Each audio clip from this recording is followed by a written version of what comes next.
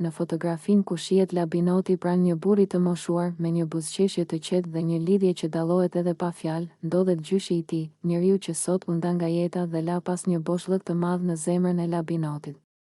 Ajo fotografi, që për publikun mund të duket si një kujtim i thjesht familjar, për Labinotin është një pjesë e shpirtit të tij, një dëshmi e dashurisë së pakushtëzuar dhe e lidhjes së fortë që kishte me gjyshin që e rriti dhe e formoi si njeri. Gjyshi nuk ishte thjesht gjysh për Labinotin.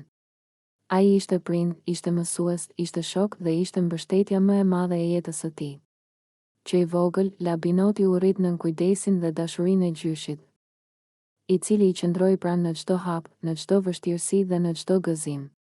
Ishte ai që e mësoi të dallojë të mirën nga e keqja, t'i respektojë njerëzit dhe të mos dorëzohet kurrë, sado e vështirë të bëhet jeta. Në shtëpinë e Big Brother Kosova, Labinoti shpesh ka folur për familjen, për rënjet e tij dhe për vlerat me të cilat është rritur.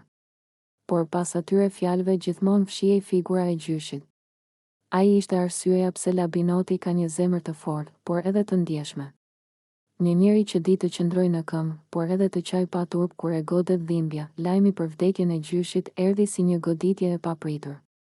Sot, ai njeri që shfaqet në fotografi pranë Labinotit, me një shikim plot krenari, nuk është më fizikisht pranë tij. Por dashuria që kishin nuk u varros bashkë me trupin. Ajo dashuri jeton në kujtime, në fjalë, në lodh dhe në çdo hap që Labinoti do të bëjë në jetë. Kur Labinoti e pa për herë të fundit gjyshin në arkivol, ai u thye. Lotët nuk u ndalen.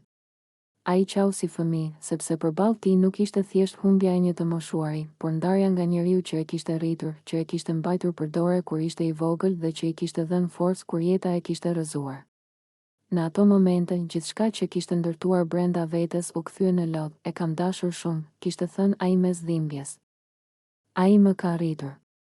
Pata, nuk do të isha ky që jam sot. Këto fjalë e shpjegojnë gjithçka. Gjyshi ishte themeli i jetës së Labinotit. Ai ishte ai që i tregonte historinë nga e kaluara, që i jepte këshilla pa zë të lartë, që e qortonte me dashuri dhe që gjithmonë i qëndronte pranë, edhe kur askush tjetër nuk ishte aty. Për publikun e Big Brother Kosova, kjo ngjarje u bë një moment reflektimi i thellë. Shikuesit nuk pan vetëm një banor që humbi një familjar, por pan një njeri që humbi rënjën e tij.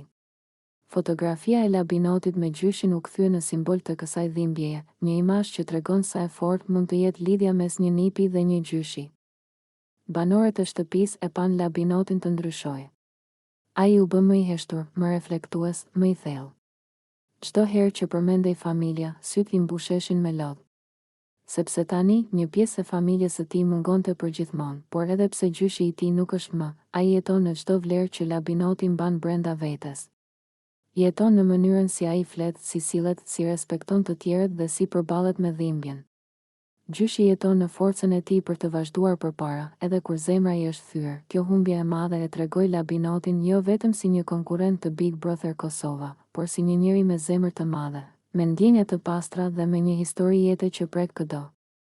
Historia e tij me gjyshin është historia e shumë njerëzve që janë rritur nga gjyshërit, që kanë marrë dashuri pa kushte dhe që sot mbajnë në zemër plagën e mungesës së tyre, sepse disa njerëz nuk janë thjesht pjesë e jetës sonë.